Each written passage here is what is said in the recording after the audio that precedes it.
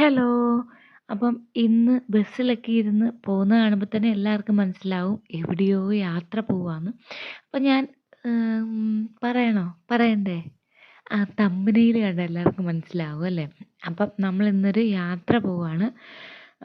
എങ്ങോട്ടാന്ന് already ഇപ്പം തമ്പനയിൽ കണ്ടപ്പോൾ തന്നെ എല്ലാവർക്കും മനസ്സിലായി. നമ്മൾ വണ്ടർലാ പോവാണ്. ഞാൻ നേരത്തെ പോയിട്ടുണ്ട് കേട്ടോ. എനിക്കിഷ്ടമാണ്. പക്ഷെ എല്ലാ റൈഡ്സിലും ഒന്നും ഞാൻ കയറില്ല. കാരണം എനിക്ക് വെള്ളം ഒട്ടും പേടിയില്ല. ഒട്ടും പേടിയില്ലെന്നല്ല, പേടിയുണ്ട്. പക്ഷെ എനിക്ക് ഹൈറ്റ്സ് ഭയങ്കര പേടിയാണ്. അപ്പം നമ്മൾ നമ്മുടെ ജേർണി ഇവിടെ തുടങ്ങിയായി. നമ്മൾ വണ്ടർലാ ആണ് പോകുന്നത്. എനിക്ക് ഭയങ്കര എക്സൈറ്റ്മെൻറ്റ് കാരണം ഞാൻ തലേദിവസം ശരിക്കും ഉറങ്ങിയിട്ടില്ലെന്ന് തന്നെ പറയാം. നിങ്ങൾക്ക് അങ്ങനെ ഉണ്ടെങ്കിൽ പറയണേ. ഈ എക്സൈറ്റ്മെൻറ്റ് ഫോബിയ എനിക്ക് അങ്ങനെയുണ്ട്. എവിടെയെങ്കിലും പോവാന്ന് പറയുവാണെങ്കിൽ തന്നെ തലേദിവസം തന്നെ എനിക്ക് ഭയങ്കര ഒരു എക്സൈറ്റ്മെൻ്റ് ആണ്. അപ്പം ഞങ്ങൾ വണ്ടർലാ ഒക്കെ എത്തി. അടിപൊളി സേഫായിട്ടുള്ള യാത്രയായിരുന്നു. അപ്പോൾ വണ്ടർലാൻ്റെ തന്നെ ബസ്സിലൊക്കെ കയറി നമ്മൾ നമ്മുടെ ഡെസ്റ്റിനേഷനിൽ എത്തിയിരിക്കുകയാണ് ഗൈസ്. നമ്മൾ എത്തിയിരിക്കുകയാണ്. എനിക്ക് എക്സൈറ്റ്മെൻ്റ് ആണ് കേട്ടോ. കുറേ നാളായി ഞാൻ ഓർക്കുന്നു വണ്ടർലായിൽ ഒന്ന് പോകണമെന്നുള്ളത്. അപ്പോൾ ഇപ്പം അത് സാധിച്ചു. ഒരാൾ എന്നോട് നേരത്തെ എന്നെ കൊണ്ടുവന്ന് പറഞ്ഞിരുന്നു. ആൾക്കിത് കേൾക്കുമ്പോൾ മനസ്സിലാവും. ഞാൻ പേര് പറയുന്നില്ല. അപ്പം നമ്മൾ എത്തിയിരിക്കുകയാണ്. അപ്പം നമ്മൾ ചെന്ന പാടെ തന്നെ ഞങ്ങൾ വീട്ടിൽ നിന്ന് കഴിച്ചിട്ടൊക്കെയാണ് വന്നത്. എന്നാലും ഇവിടെ നല്ല കത്ത റേറ്റാണ് ഫുഡിനുള്ള കാര്യം എല്ലാവർക്കും അറിയാലോ. അപ്പം ചെന്നപ്പോൾ തന്നെ ഒരു ഉഴുന്നുവടയും ചായയും ഞങ്ങളങ്ങ് കഴിച്ചേച്ച്. അപ്പം തന്നെ മനസ്സിലായി നമുക്ക് റേറ്റിൻ്റെ ഒരു നിലവാരം എങ്ങനെയാണ് പോയിക്കൊണ്ടിരിക്കുന്നതെന്നുള്ളത്. നമ്മൾ പുറത്തുനിന്ന് കഴിക്കുന്നതിൻ്റെ ഡബിള് ത്രിബിളും ഒക്കെ കൊടുക്കേണ്ടി വരും. പിന്നെ നമ്മൾ നേരെ ഓൺലൈൻ നമ്മൾ ടിക്കറ്റ് എടുത്തിട്ടുണ്ടായിരുന്നു.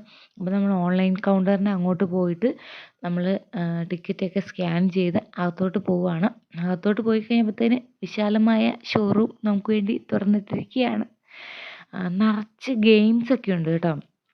ഈ നമ്മൾ ലുലുവിലൊക്കെ പോകുമ്പോൾ ഉണ്ടല്ലോ ഗെയിംസ്, നമുക്ക് പാവേനെയൊക്കെ കിട്ടുന്ന അങ്ങനത്തെയൊക്കെ നിറച്ചുണ്ടായിരുന്നു. അതിലോട്ടൊന്നും നമ്മൾ കടന്നില്ല. നമ്മുടെ ലക്ഷ്യം നേരെ വാട്ടർ തീം. രാവിലെ നമുക്ക് വാട്ടർ ആക്ടിവിറ്റീസ് ഒന്നും അല്ല, രാവിലെ എന്തെങ്കിലും അല്ലാത്ത ആക്ടിവിറ്റീസിൽ പോകാം.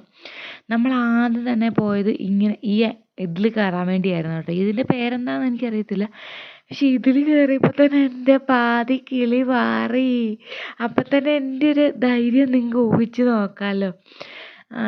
എനിക്ക് ചങ്ക് പൊട്ടിയിട്ട് പാടില്ലായിരുന്നു. എനിക്ക് ചങ്ക് വിറയ്ക്കുമായിരുന്നു. അന്നേരം തന്നെ ഞാൻ പിന്നെ തീരുമാനിച്ച് എൻ്റെ ഒരു നിലവാരം എന്താണെന്ന്. അടുത്ത ഞങ്ങൾ ഇതിനകത്താണ് കയറിയത്. ഈ 3D വേൾഡ്, ഈ ട്രെയിനിൽ നമ്മളെ 3D വേൾഡിൽ കൊണ്ടുവന്നു. അതെനിക്ക് അത്ര പേടി തോന്നിയില്ല. അടുത്ത ഞങ്ങൾ ഇതിൽ കയറാമെന്ന് ഓർത്ത് കുറച്ച് നേരം ഇതിൻ്റെ ഒരു ഇതെങ്ങനെ ഇതിൽ ഞാൻ കയറിയിട്ടുണ്ട് ഇതിന് മുന്നേ. അപ്പം ഇതെങ്ങനെയാണെന്ന് എനിക്ക് നന്നായിട്ട് അറിയാം. പക്ഷെ എന്തെങ്കിലും മാറ്റം ഉണ്ടോയെന്ന് അറിയാൻ വേണ്ടി ഞാൻ നോക്കി നിന്ന്. പക്ഷെ ഒരു മാറ്റവും ഇല്ലെന്ന് എനിക്ക് മനസ്സിലായി. തലകുത്തി തന്നെ മറിക്കുകയാണ്. അപ്പം ഞാൻ അതങ്ങ് ഉപേക്ഷിച്ചു. അടുത്ത ഞാൻ ഇത് രണ്ടും നോക്കി നിന്ന്. ഇത് രണ്ടും എങ്ങനെയാണെന്ന് ഞാൻ നോക്കി നിന്ന്. ഇത് രണ്ടും നേരത്തെ ഉണ്ടായിരുന്നു. ഇതിന് രണ്ടിനും എന്തെങ്കിലും ഒരു മയം ഉണ്ടോയെന്ന് അറിയണമല്ലോ. ഒരു മയവും ഇല്ല ഗൈസ്, ഒരു മയവും ഇല്ല. എല്ലാവരും കൂവലും കാറലും തന്നെ. ഇതിൻ്റെ വോയിസ് ഞാൻ കട്ട് ചെയ്തിരുന്നെങ്കിൽ നിങ്ങൾക്ക് കാശ് എടുത്ത് കടിക്കുന്ന പട്ടിയെ മേടിക്കുക എന്നൊക്കെ കേട്ടിട്ടില്ലേ? അതുപോലായിരുന്നു ഇതിൻ്റെ അവസ്ഥ.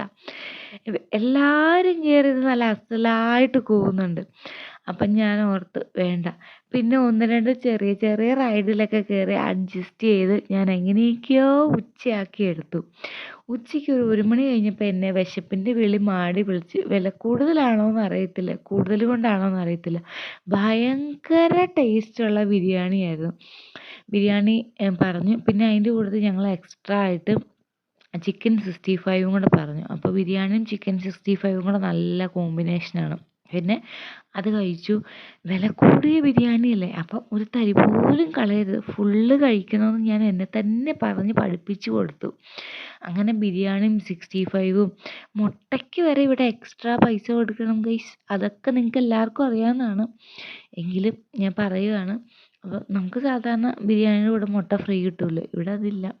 അപ്പം അതൊക്കെ കഴിച്ചിട്ട് അന്നേരം ഉച്ചയായി. ഇനി നമുക്ക് വെള്ളത്തിലിറങ്ങാം എന്നൊക്കെയാണ് ഞാൻ പറയുന്നത്. വെള്ളത്തിലിറങ്ങാൻ എനിക്കൊരു പേടിയില്ല കേട്ടോ. കാരണം ഇവിടെ വെള്ളത്തിൽ മുങ്ങി പോകത്തില്ലെന്ന് എനിക്ക് നന്നായിട്ട് അറിയാമല്ലോ. അപ്പം അതുകൊണ്ട് തന്നെ എനിക്ക് വെള്ളം ആക്ടിവിറ്റീസ് പേടിയില്ല. മറ്റേതെങ്ങാനും പൊട്ടിപ്പോവോ അങ്ങനത്തെ പേടിയാണ് കേട്ടോ. അപ്പം ഞാൻ എന്നെ നനയ്ക്കാണ്ട് കുറച്ച് ഫോട്ടോസ് എടുക്കാമെന്ന് വിചാരിച്ചപ്പോൾ നനച്ചേ അവരടങ്ങും. അപ്പോൾ പിന്നെ ഞാൻ അവരെയും കൂടെ നനച്ചേക്കാമെന്ന് വിചാരിച്ച് തിരിച്ചും കോരി ഒഴിക്കുകയാണ്. അങ്ങനെ അതൊക്കെ കഴിഞ്ഞിട്ട് പിന്നെ ഞാൻ ഓർത്തു ഇനി അല്പം നനയാം. കാരണം കുളിച്ചു, ഇനിയിപ്പം നനഞ്ഞ് കയറുക തന്നെ, വേറെ ഒരിതുമില്ല. പിന്നെ വെള്ളത്തിലിറങ്ങിക്കഴിഞ്ഞാൽ പിന്നെ എനിക്ക് ഭ്രാന്താണ്. പിന്നെ എനിക്ക് കയറി വരാനേ തോന്നത്തില്ല. അതെല്ലാവർക്കും ഒരുപക്ഷെ അങ്ങനെ ആയിരിക്കും. ഭയങ്കര ഇഷ്ടമാണ് എനിക്ക് വെള്ളത്തിൽ കളിക്കുക എന്നുള്ളത്. ഇപ്പോൾ പിള്ളേർക്കാണെങ്കിൽ പോലും ഭയങ്കര ഇഷ്ടമല്ലേ. എനിക്ക് ഭയങ്കര ഇഷ്ടമാണ് കേട്ടോ വെള്ളത്തിൽ ഉള്ള ഇത്. എനിക്ക് ഭയങ്കര ഇഷ്ടമാണ്. നല്ല തണുത്ത വെള്ളമാണ്. പിന്നെ എന്താണെന്ന് അറിയത്തില്ല, വെള്ളത്തിൽ ക്ലോറിൻ കലർത്തിയേക്കുന്നതുകൊണ്ടാണോന്ന് അറിയത്തില്ല, കണ്ണ് നീറുന്നുണ്ടായിരുന്നു. അതിനായിരിക്കും എല്ലാവരും ഈ ഗോഗിൾസൊക്കെ വെക്കുന്നതെന്ന് തോന്നും. എനിക്ക് നന്നായിട്ട് കണ്ണ് നീറുന്നുണ്ടായിരുന്നു.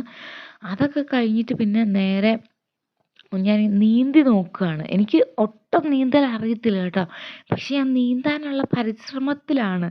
അശ്രാന്ത പരിശ്രമം എന്നൊക്കെ പറയത്തില്ലേ, ഞാൻ അങ്ങ് അറിഞ്ഞ് പരിശ്രമിക്കുകയാണ്. പിന്നെ ഞാനിങ്ങനെ തല മുക്കി വെക്കും. മുഖം മുക്കത്തില്ല, തല ഇങ്ങനെ മുക്കി വെക്കും. അപ്പോൾ ഭയങ്കര തലയ്ക്ക് നല്ല തണുപ്പാണ്.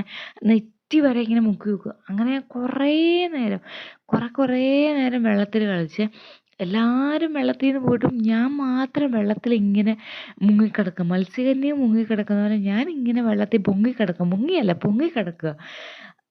എനിക്ക് ഭയങ്കര ഇഷ്ടമാണ് വെള്ളത്തിൽ കളി എന്നുള്ളത്. അതെല്ലാവർക്കും ഇഷ്ടമാണ് കേട്ടോ. എനിക്കിത് ഈ പയ്യനെ കുറേ നേരം കൂട്ടിന് കിട്ടിയേ.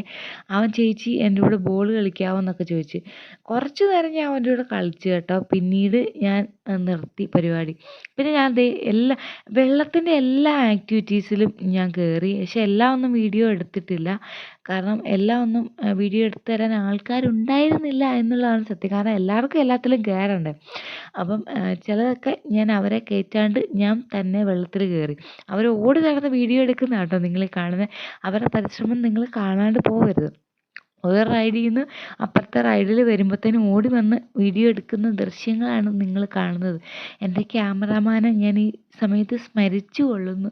കാരണം എൻ്റെ ക്യാമറാമാൻ ഉണ്ടായിരുന്നെങ്കിൽ എനിക്ക് വെള്ളത്തിൽ പോലും ഇറങ്ങാതെ എനിക്ക് വേണേൽ വീഡിയോ എടുത്ത് തന്നേനെ. Miss you my cameraman. അപ്പോൾ വെള്ളത്തിൽ കളിയൊക്കെ കഴിഞ്ഞ് ഏകദേശം ഒരു 6 മണി കഴിഞ്ഞപ്പോൾ ഞങ്ങൾ കയറി വന്നത്.